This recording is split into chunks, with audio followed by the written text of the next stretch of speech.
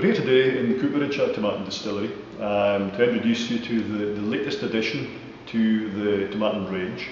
Tomatin is one of the few distilleries left to actually have its own coopers, both living and working on site here.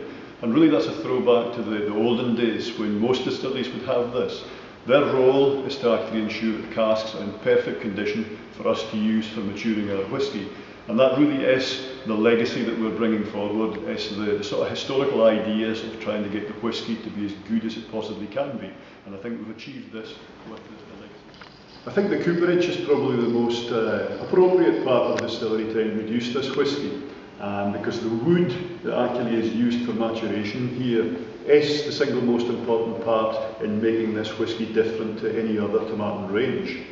Now that's because it's made up of a combination of both first fill ex-bourbon casks, which gives you a lovely sort of sweet vanilla, coconutty type character, but also just to add a bit more depth of flavour and intensity, we also use virgin oak casks, which is very unusual.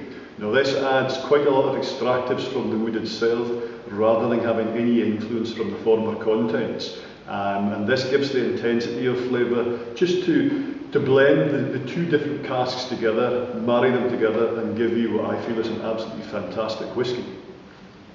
On the nose with this, you will find that luscious sweet characteristics. As I said, the vanilla pod, the fruity characters perhaps suggestive of something along the lines of pineapple, but also with the more traditional Tomatin type characteristics in here.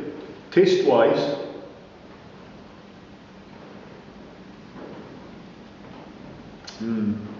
again, it's that lovely sweet flavours that come through, coming from the use of the first fill ex-bourbons, but also from the use of virgin oak. You do have that intensity in there, a slight peppery, spicy character, but all the time really, really creamy and smooth and very, very easy to drink. This, I think, is a tremendous whisky, and I hope that you'll enjoy it as well.